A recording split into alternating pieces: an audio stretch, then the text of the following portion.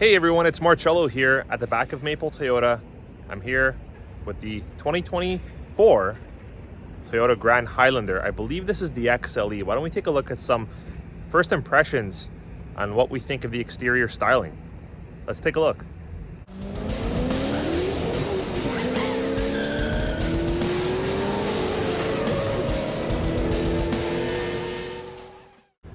Well, here it is everyone.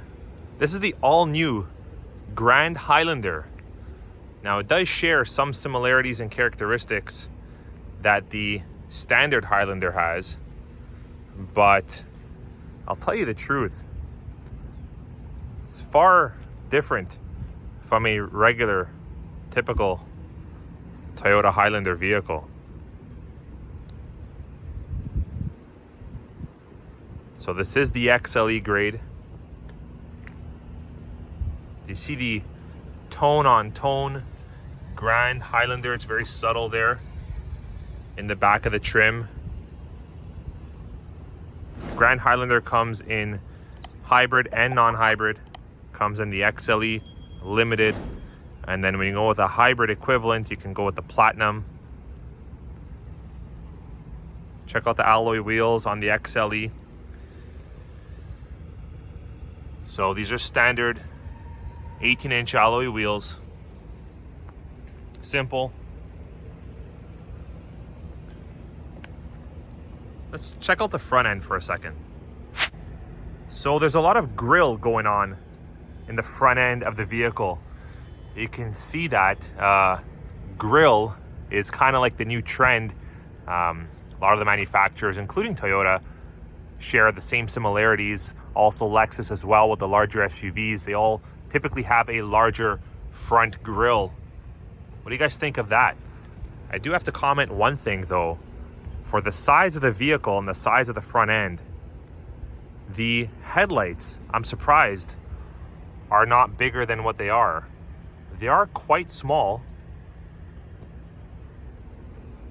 for something so grand, but just makes that front aggressive look pop and stand out even more with the very large front grille assembly. What do you think? Now that you've had a quick look at what a Grand Highlander looks like on the exterior, take a look at a non-Grand Highlander. Yes, very different on the exterior. This, you know, the standard Highlander never really looked small. It was always considered to be a large, full-size family SUV. But after having your eyes on this thing for a couple of minutes, the standard Highlander really does seem a lot smaller than what it is, or than what it could be. Now it seems like the package to go for is going to be somewhere between the XLE and the Limited. And why I say that is because the XLE does give you everything you need, but if you want some more features, some more luxuries, like for example, a power moonroof, you're going to have to go with something like a Limited grade. So that's where I think the Limited and the XLE will be the two that battle out against each other the most.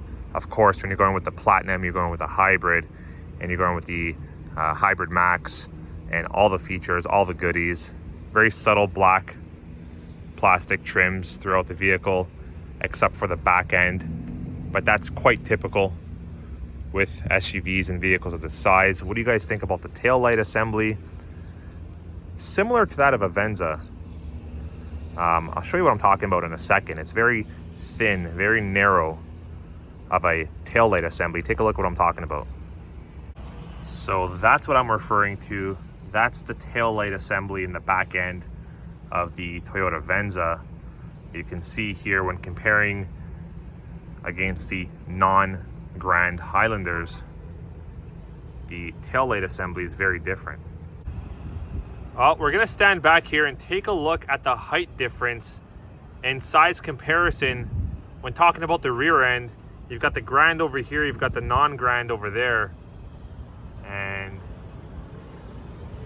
definitely a much smaller SUV.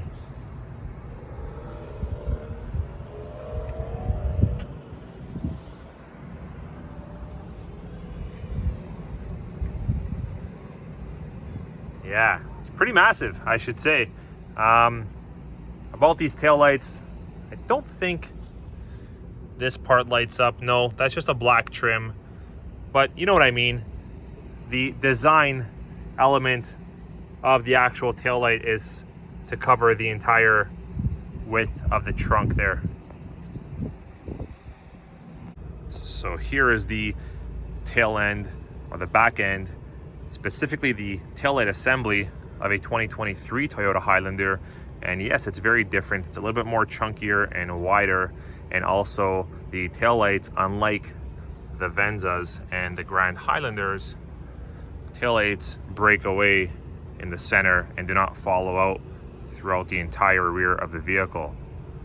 So definitely the Grand Highlander is quite different than your typical Highlander. But I gotta say, I really like this vehicle. I like the fact that it's got enough space, something that's a little bit more larger than that of a non-Grand Highlander, something that's quite similar, I should say, to a Toyota Sienna, which we all know are very hard to get our hands on these days.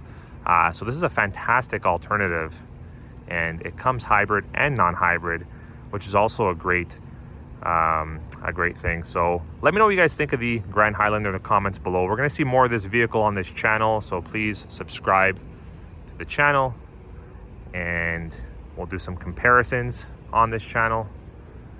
Thanks for watching. Catch you on the next video. Take care.